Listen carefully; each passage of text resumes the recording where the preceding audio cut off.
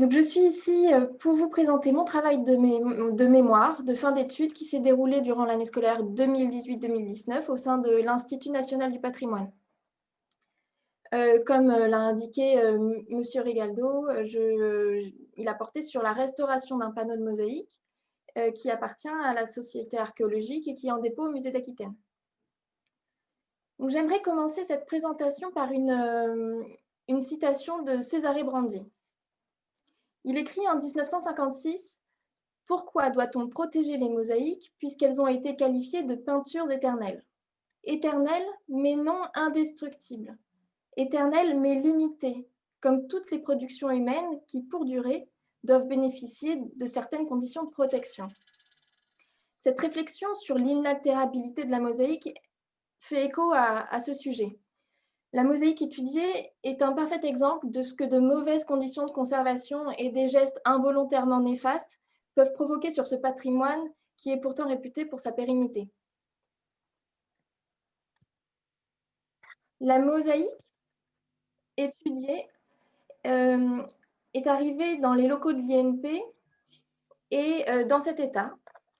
Et mes premières préoccupations ont été de comprendre d'abord qui elle était dans sa matérialité, d'où elle venait et comment elle se portait. Donc à la question « qui ?», voici quelques éléments de réponse.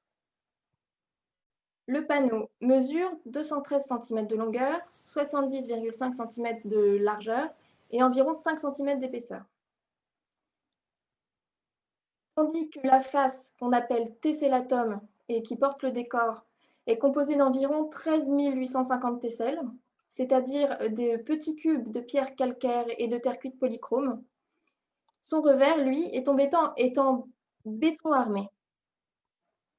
De toute évidence, des interventions de restauration ont eu lieu, mais leur étendue n'est pas facile à comprendre comme ça d'un premier abord.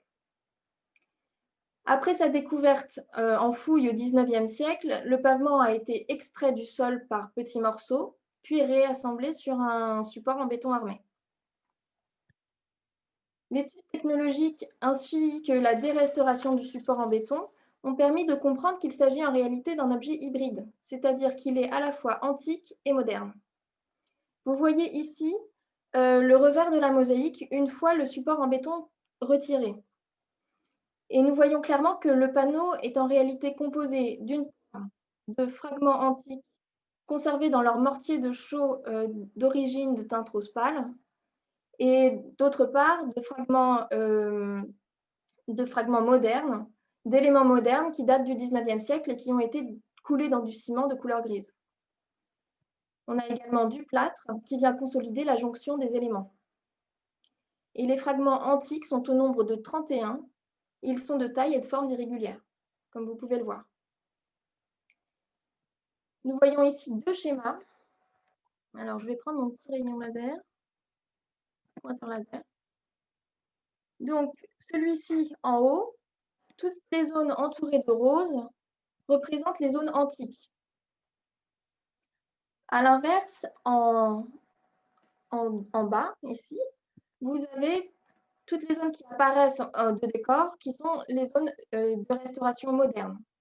Donc maintenant qu'on a une meilleure idée sur la matérialité de cet objet, passons à la question de sa provenance. D'où vient-elle?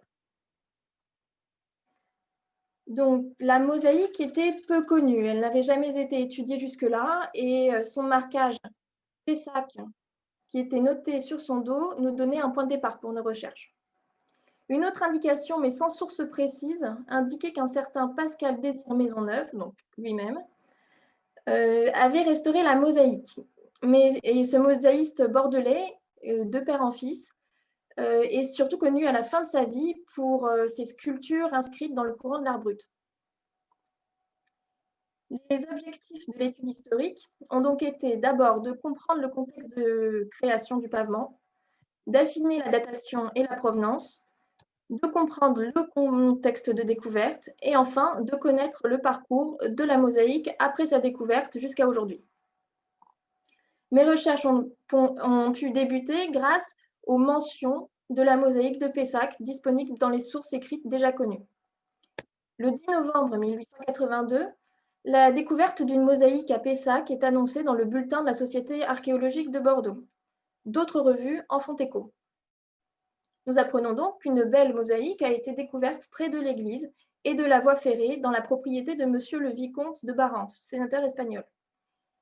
Cette mosaïque est constituée de 3 marches et d'un sol d'environ 8 à 10 mètres carrés. Et un croquis a été fait par Émilien Pigano, mais celui-ci n'est pas publié dans les sources. Donc nous n'avons aucun témoignage ni de description du décor de cette mosaïque. On la trouve encore mentionnée en 1888 en guise de comparaison avec d'autres mosaïques de la région, mais ici encore sans précision sur le décor. Puis en 1897 pour annoncer sa destruction. En 1935 pourtant, nous apprenons que la Société archéologique examine l'achat éventuel de 2 fragments de mosaïque gallo-romaine provenant de Pessac et de Bordeaux. Ceux-ci auraient figuré à la grande exposition de Bordeaux de 1895. Enfin, en 1995, la carte archéologique de la Gaule écrite par Hubert Sion synthétise toutes ces informations, mais il omet son éventuelle destruction et il est supposé que la mosaïque se trouve au musée d'Aquitaine. Donc ces sources nous donnent plusieurs axes de recherche sur lesquels nous appuyer. D'abord, le contexte de découverte, l'exposition de 1895, l'achat en 1935 par la Société archéologique pour son musée, appelé le musée du Vieux-Bordeaux, et enfin, le croquis d'Émilien Pigano. Le premier axe de recherche concerne le lieu de sa découverte. Si les textes mentionnent la proximité de l'église Saint-Martin de Pessac et la propriété du vicomte espagnol, sa localisation et les scénarios sur les conditions de la découverte varient d'une source à l'autre. Une recherche sur le cadastre ancien et dans les actes d'achat des archives de la métropole de Bordeaux ont permis de délimiter les terres qui appartenaient au vicomte de Barante, mais sans aboutir vraiment à une réponse plus précise. La 13e grande exposition de Bordeaux, à vocation universelle, s'est tenue de mai à novembre 1895 sur la place des Quinconces. Une partie dédiée aux arts anciens et modernes est présentée dans 6 salles au premier étage du Palais des Vins qui longe la Garonne. Après une recherche dans le catalogue, il est apparu que Pascal Désir Maisonneuve, donc le restaurateur dont on a parlé tout à l'heure, a prêté 3 fragments de mosaïque gallo-romaine pour l'exposition, dont une venant de Pessac. Il est certain que pour un événement de cette ampleur, la mosaïque ait déjà été restaurée dans l'état qu'on lui connaît aujourd'hui. Donc, le troisième axe de recherche concernait l'acquisition de la mosaïque par la Société archéologique. Comme l'inventaire général de la collection a disparu, nous ne connaissons pas les conditions d'acquisition de notre objet. Cependant, le bulletin de 1935 envisage l'achat éventuel de mosaïques à Maisonneuve. Une recherche dans les procès-verbaux de la Société archéologique prouve que le 1er mars 1935, les mosaïques sont bien achetées au sein d'un lot d'objets antiques. Pour finir, le bulletin de novembre 1882 mentionnait un croquis de la mosaïque lors de sa découverte en place effectuée par Émilien Pigano. De nombreux recueils ont été épluchés afin de trouver ce fameux croquis, mais malheureusement sans résultat. En revanche, un dessin de Pigano, inspiré d'un autre croquis de Charles Durand, est ressorti à plusieurs reprises de nos recherches. Celui-ci montre un sol fragmentaire qui est très proche, ici, à ce niveau-là, qui est très proche de l'objet qu'on étudie. Il s'agit d'une mosaïque découverte à Bordeaux en 1850, dans l'ancienne rue Gouvion, aujourd'hui rue du père Louis de Jabrin, et dans le jardin d'un certain monsieur Dupac. De multiples éléments de l'étude matérielle et historique nous ont amené à conclure que la mosaïque avait mal été attribuée et que sa provenance de Pessac était très probablement erronée. Donc ce pavement ne serait pas celui de Pessac, même si il existait pourtant bien dans les textes. Il s'agirait de façon certaine de la mosaïque découverte à Bordeaux en 1850 dans un ensemble architectural appelé la Maison aux Mosaïques, rue Gouvion, dans le quartier de Saint-Christoly à Bordeaux. 5 sols ornés ont été retrouvés dans cette maison. dont 3 attenant les uns aux autres. Il s'agissait d'une pièce de réception constituée de 3 espaces. Le panneau qui nous intéresse présente un décor géométrique dont la trame alterne des cercles, voilà, avec des carrés sur pointe, entre lesquels s'intercalent des bobines.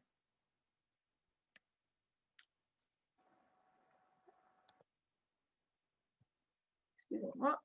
S'il existe des différences entre le dessin et notre mosaïque, en effet, par exemple, vous voyez donc le swastika ici, nous avons là, avec au-dessus le même carré, mais par exemple, sur cette bobine-là, nous, ce qu'on a, c'est des arêtes de poissons. Ici, la lune a été remplacée par le motif qui se trouve ici. Donc, ce n'est pas exactement le même emplacement au niveau du décor. Mais avec l'étude, donc après des restaurations du support, on a remarqué que l'agencement des fragments antiques avait clairement été modifié par le restaurateur, qui avait interchangé la place des motifs, et que la mosaïque qu'on étudie, qu'on avait sous les yeux, était bien cette mosaïque-là dont nous avons des dessins. Ce sera en tout cas sous cette nouvelle attribution qu'elle sera désormais présentée au musée d'Aquitaine, aux côtés des 2 autres sols attenants, dont des fragments sont également conservés au musée d'Aquitaine. Donc vous avez le sol en demi-lune qui est ici, et le tapis rouge qui est très fragmentaire, dont on a un fragment ici. Alors, donc pour récapituler, nous allons maintenant tenter de retracer le parcours de la mosaïque. À partir du IVe siècle, des équipes itinérantes de mosaïstes sont actives dans le sud-ouest de la Gaule. Ce pavement, attribué à l'école d'Aquitaine, ornait une maison de notables romains autour du 5e, 7e siècle, probablement.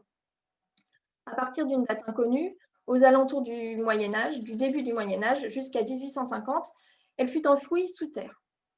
En mars 1850, elle est découverte dans le jardin de Monsieur Dupac, rue Gouvion, à 2 mètres sous le sol. Il est très probable que Maisonneuve, le restaurateur, l'achète pour sa collection particulière et la restaure avant 1895, date à laquelle il prête 3 mosaïques pour la grande exposition de Bordeaux.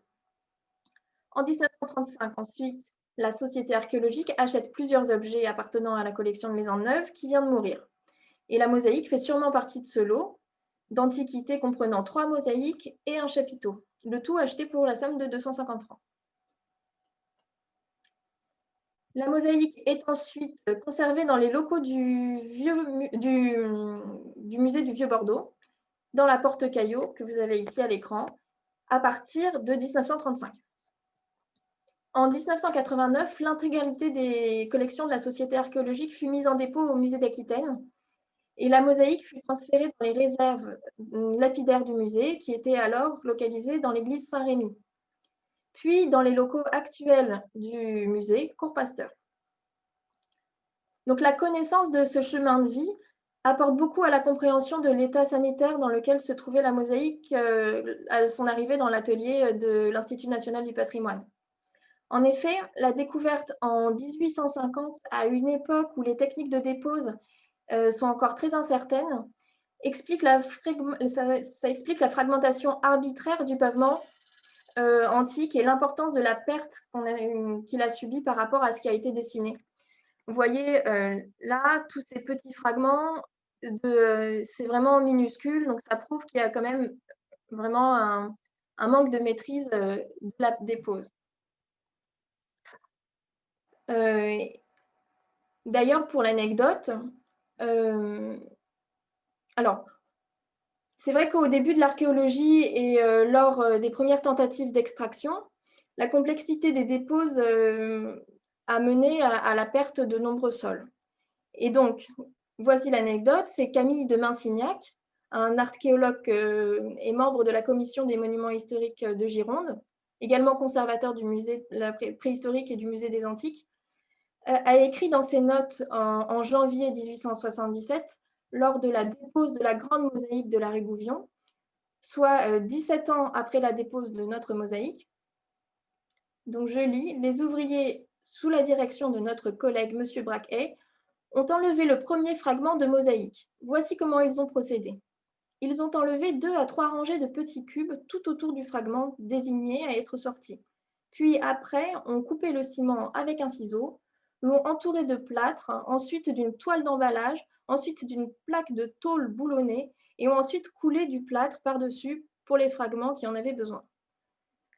Donc, c'est vrai que par rapport aux techniques de dépose actuelles, on peut se douter qu'une telle pratique avec du plâtre, avec des éléments très rigides, eh ben, ça menait de manière assez inévitable à la casse des fragments extraits, déposés. Donc, il est possible que cette technique décrite-là, la même technique ait été utilisée pour la dépose de la mosaïque, de notre mosaïque. Donc, la difficulté technique de la dépose des mosaïques explique en partie pourquoi, au XIXe siècle, les sols n'étaient pas entièrement extraits et que seuls certains motifs étaient prélevés, le plus souvent de taille réduite et privilégiant des motifs figuratifs ou bien centraux. Les alentours géométriques ou les sols monochromes étaient souvent abandonnés ou détruits.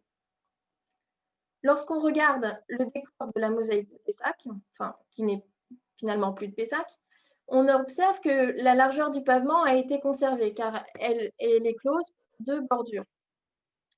Et il y a même une des 2 bordures qui a été volontairement rajoutée. Car vous voyez là sur le dessin, elle n'existe pas, mais elle est là pourtant. Voilà, pour donner cet esprit de symétrie. Et là, en revanche, la largeur, elle a été largement tronquée, la longueur, par exemple, pardon, et il y a une petite partie du sol seulement qui est caractéristique du dessin général et qui a été conservée au détriment du reste. Cette découpe biaise la vision du décor et elle est centrée désormais sur un cercle. Et, et ces développements périphériques, alors que vous voyez que le motif consistait plutôt à la répétition systématique et à un étalement à l'infini, de manière théorique, d'une structure géométrique dont seuls les motifs insérés à l'intérieur du schéma changeaient, ce qui produisait un effet d'imprévu et de diversité au sein d'une maille qui était fixe. Nous voyons aujourd'hui la mosaïque de Pessac comme un tableau dont le sujet central est un svastika. Or, l'effet décoratif ne repose pas sur une structure centrée, mais plutôt sur la répétition de séquences qui se décalent selon la place qu'on occupe au niveau du sol. En plus de la dépose, on peut aussi dire que la restauration pratiquée par Maisonneuve a provoqué de nombreux dommages. Vous voyez ici le support en béton armé et qui est très lourd. Il pesait 150 kg. La contraction du béton au séchage a provoqué le cintrage du panneau qui, combiné avec la corrosion des tiges métalliques, vous voyez ici une tige métallique corrodée qui sort du support, ont créé des tensions et par conséquence des micro-fissures que vous voyez ici sur cette photo. Donc des micro-fissures dans les tesselles. Ici. Pour unifier les joints antiques et modernes, un badigeon de ciment a été répandu sur les tesselles, laissant des résidus qui recouvrent la surface et qui viennent brouiller la lisibilité. Maisonneuve a ensuite fortement abrasé la surface, puis pour raviver les couleurs, il est venu recouvrir l'intégralité du panneau avec une couche grasse de nature inconnue. Celle-ci a pénétré dans la porosité et l'a jaunie, permettant ainsi l'accroche de la poussière et donnant une couleur brunâtre générale à la mosaïque. Lors du transfert de la mosaïque dans les réserves du musée d'Aquitaine en 1989, le retrait du coffrage en bois, qui était extrêmement endommagé par les insectes xylophages, a provoqué alors l'arrachement d'une partie du support en béton et a fragilisé la structure générale. Vous voyez, toute cette partie-là a été arrachée avec le coffrage en bois. Donc, il y a une partie du béton qui est partie et qui a laissé apparent le mortier de chaux antique qui est en dessous.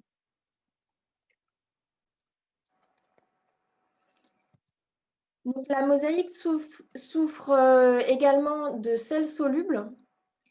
L'enfouissement d'environ 10 siècles a contribué à l'apport de nitrates, de sulfates, de chlorure. dans le mortier de chaux, et l'utilisation du plâtre, probablement lors de la dépose et de la restauration, a introduit une source importante de sulfate.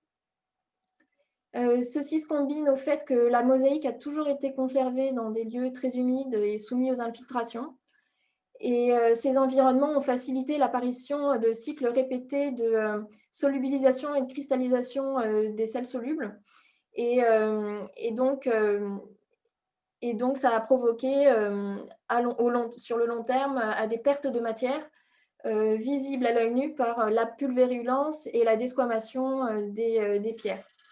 De la majorité même des tesselles du pavement. Et vous voyez ici, par exemple, celle-ci a totalement perdu sa surface et ne reste en dessous qu'une couche de poudre, vraiment de poudre, de mélange de sel et de pierre. Et ici, vous voyez, vous avez une tesselle dont la surface de la pierre a gonflé, s'est soulevée et a craqué, et vous avez une perte de matière au centre.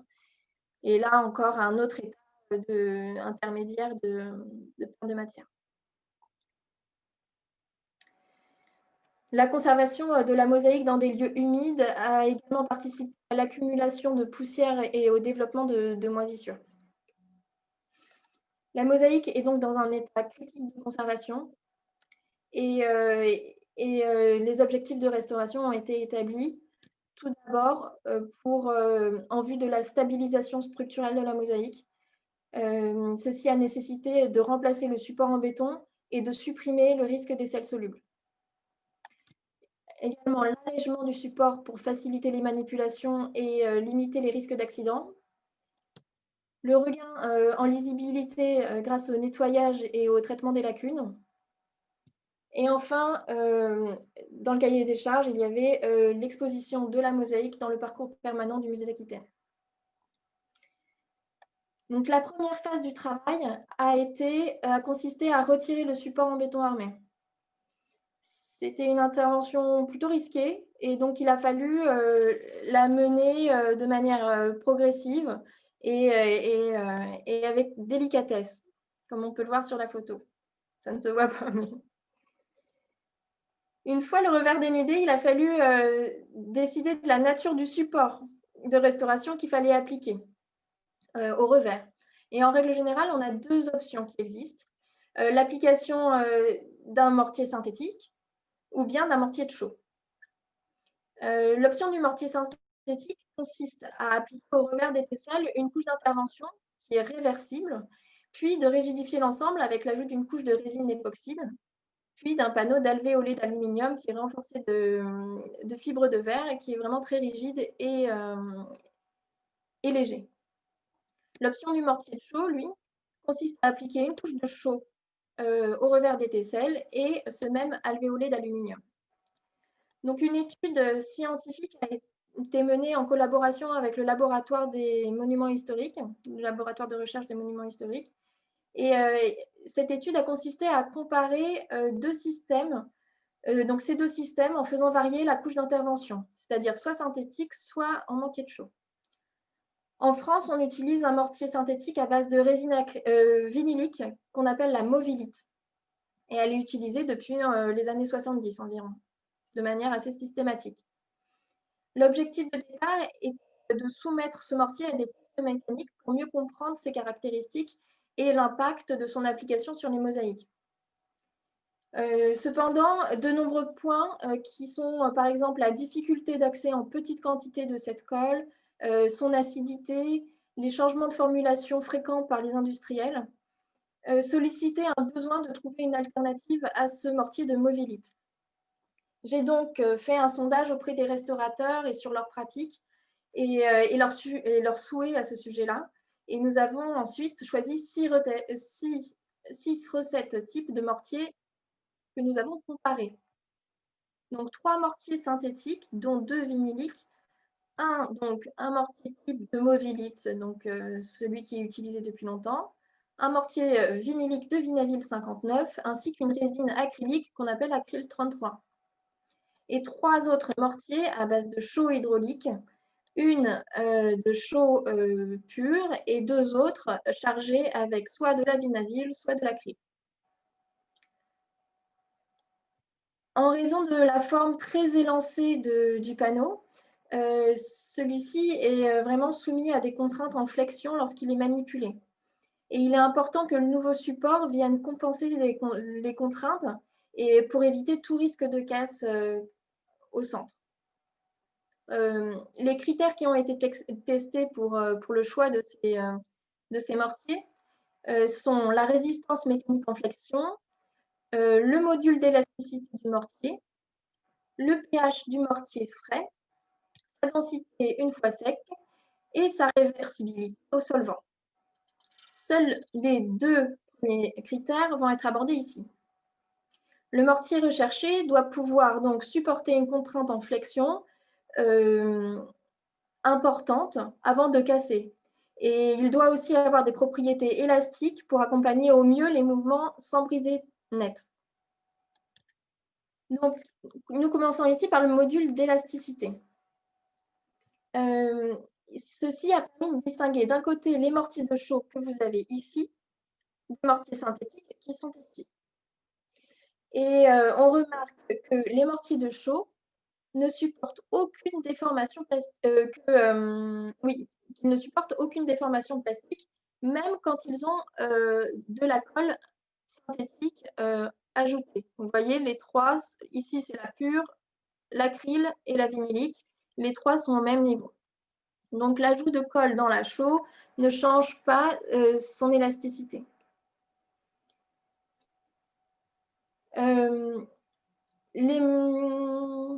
Voilà.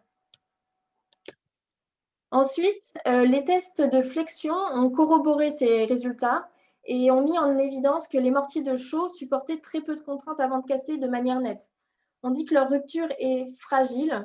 Vous voyez ici, on les voit à peine. Ils ont été agrandis ici. Donc, vous avez des sortes de pics et puis une courbe qui redescend rapidement après le pic qui représente la fracture du mortier. Alors que ici, au niveau de ces trois courbes qui représentent l'acrylique, la vinylique et la movilite et la vinylique nouvelle testée, vous avez des comportements tout à fait différents. Ils ont plutôt un comportement qu'on dit ductile, c'est-à-dire qu'ils se déforment. Ils se déforment énormément, vous voyez, et il n'y a pas ce pic de rupture. En revanche, on remarque que pour la Vinavil 59, on a une résistance à la contrainte qui est bien plus importante.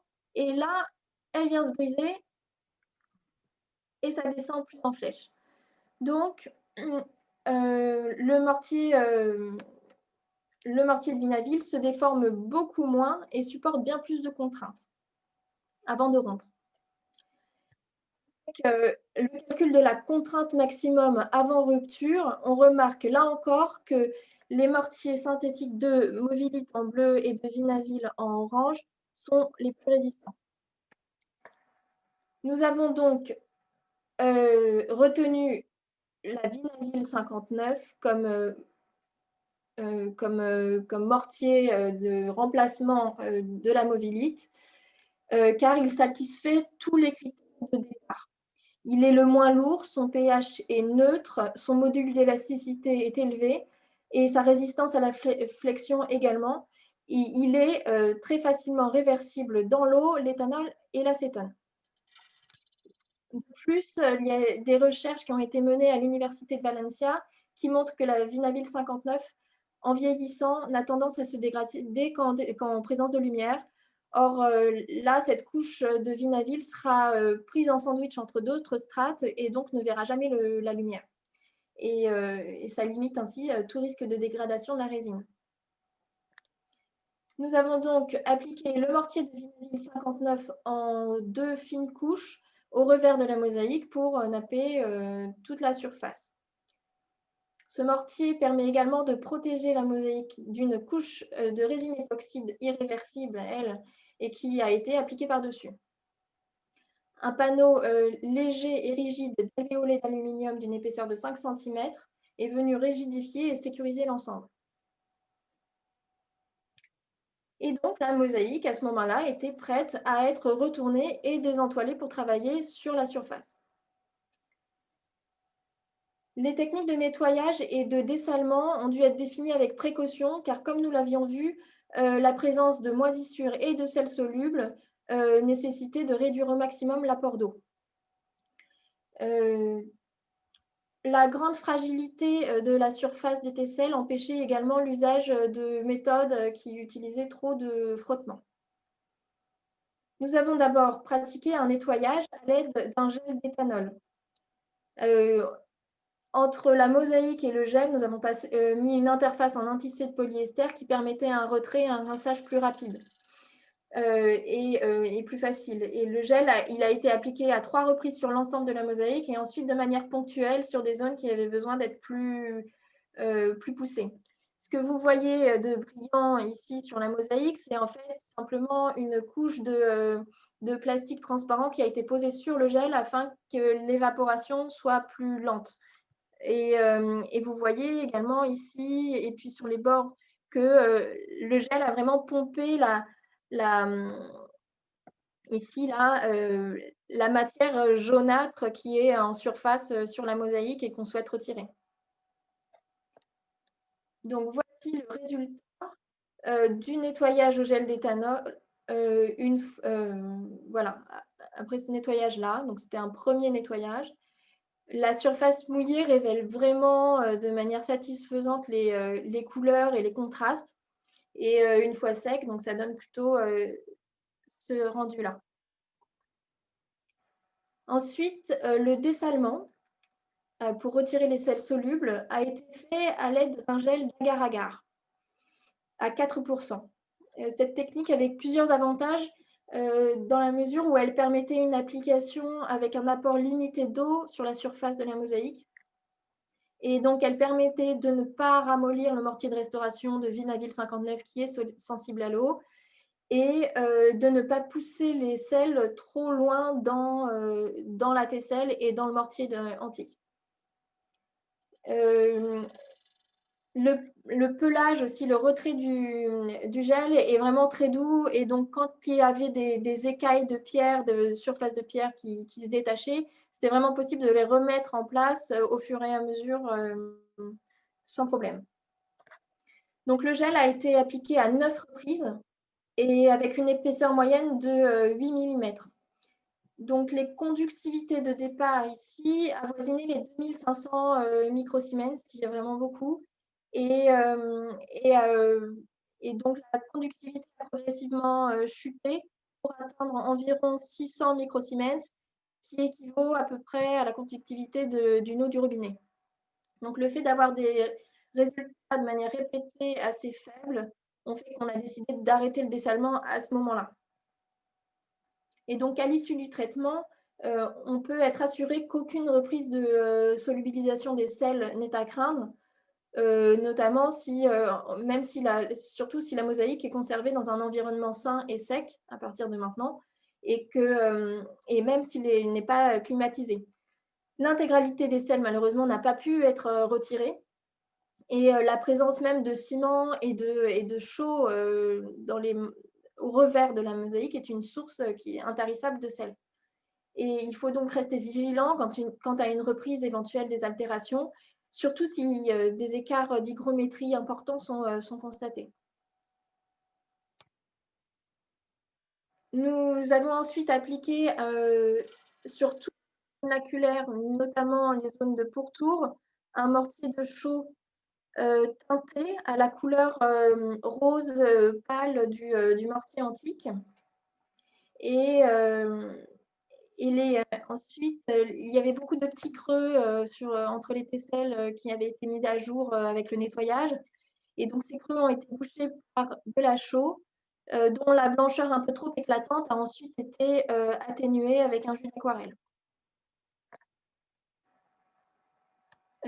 Ensuite, pour les surfaces de tesselles qui étaient vraiment très abîmées, on est venu appliquer ponctuellement une solution d'acryl 33 à 3% pour la consolider. Et enfin, une résine époxy teintée de la même couleur que le mortier de chaux. Vous voyez ici, vous avez de la chaux, ici c'est de l'époxy, est venue donc combler et protéger et unifier les bordures. Donc voici le résultat final de la restauration. Et le temps de travail s'est élevé à environ 300 heures. Donc pour conclure, je vais reprendre César Brandy. Et il écrit on ne restaure que la matérialité d'une œuvre d'art. Et c'est vrai que c'est à travers sa matière que s'exprime l'âme et l'histoire d'un objet. Et grâce à la restauration, la mosaïque, qui avait été jusque-là plutôt laissée pour compte, a pu révéler son caractère hybride, ses origines historiques, des stigmates de traitement impropres et surtout la qualité esthétique de ses couleurs et de ses formes. Et plus que tout, cet exemple de restauration nous montre la responsabilité du restaurateur dans ses actions qui peuvent, à long terme, être destructrices et irréversibles. Et même si notre restauration n'a pu fournir que des résultats qui sont limités par les dégâts précédemment subis, elle aura pu toutefois assurer la pérennité de la mosaïque pour, nous l'espérons, de nombreuses années à venir.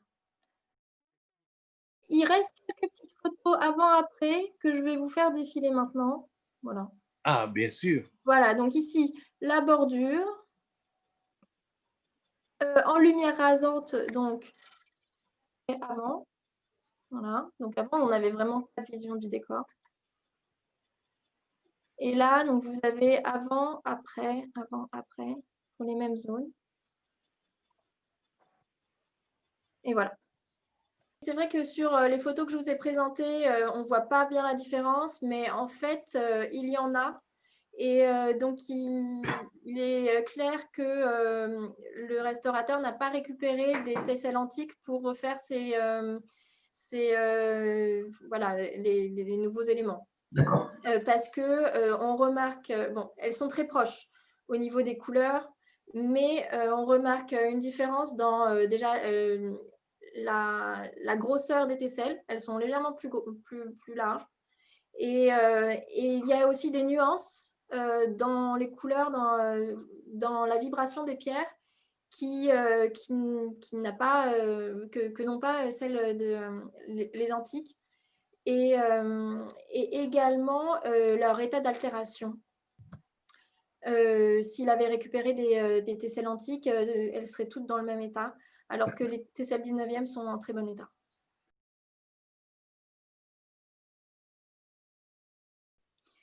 Alors oui, en effet, j'ai gardé le mortier antique.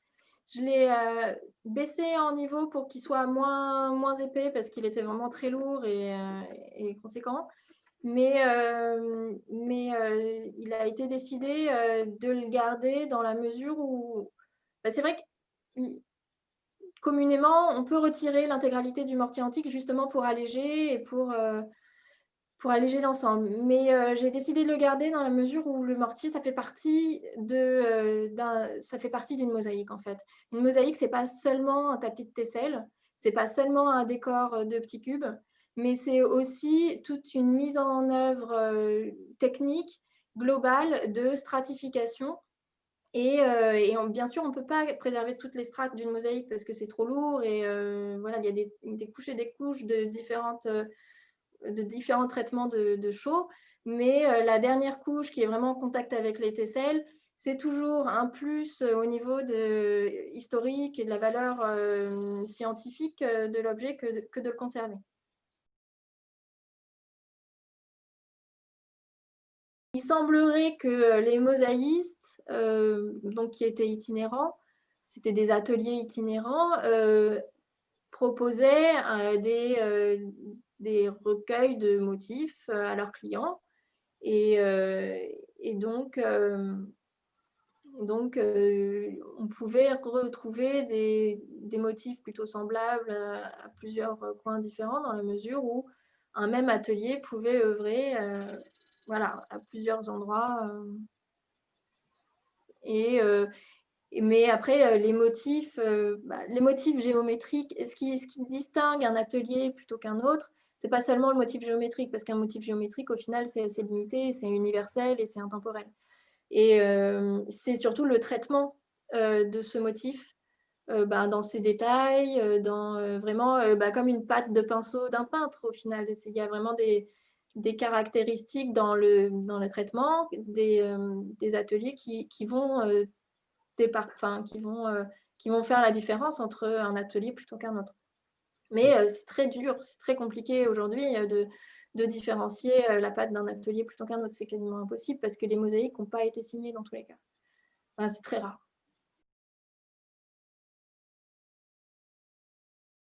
Les mosaïstes se départageaient les tâches et il y avait ceux qui dessinaient les motifs géométriques, ceux qui dessinaient les motifs figuratifs et ceux qui les mettaient en œuvre. Et souvent aussi, on remarque une différence dans le traitement de la découpe des tesselles pour les motifs figuratifs et pour les motifs de fond, par exemple, qui vont être un peu plus grossiers dans la découpe, alors que les motifs figuratifs vont être traités avec des tesselles plus finement découpées. Et donc, le traitement est différent dans la mesure où c'est des personnes différentes à des étapes d'intervention différentes également.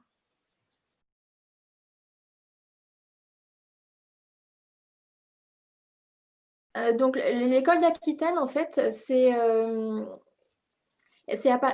est apparue autour du IVe siècle et en Aquitaine, alors que avant cela, je ne veux pas dire de bêtises, hein, vous m'interrompez si je donne des bêtises. Avant cela, il n'y avait pas d'atelier de mosaïque connu dans la région, installé. Et donc, il y a ce mouvement de création qui est apparu à partir du IVe siècle.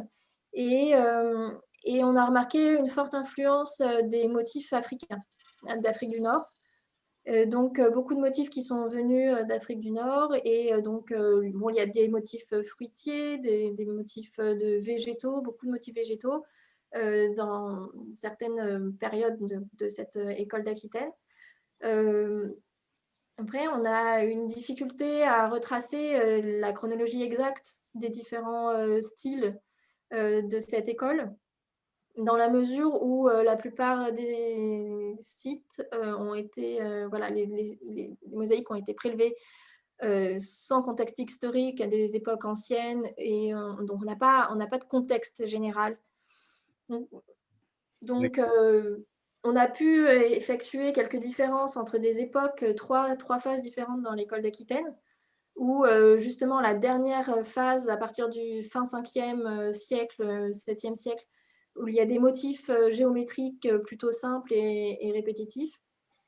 Et donc, on suppose que la mosaïque en question est de cette époque parce que il y a eu des nouvelles fouilles au XXe siècle de cette maison aux mosaïques qui ont permis de découvrir les sols, les murs, les bases des murs de la maison. Et donc, ils ont été datés de cette période-là. Mais sinon, voilà, à part si on a un site avec plusieurs strates qui montrent des mosaïques de différentes strates vraiment bien datées et de styles différents, là, on peut éventuellement réussir à dater précisément un sol. Voilà, je vous remercie pour votre attention et puis je remercie la Société archéologique qui a permis l'organisation de cette rencontre.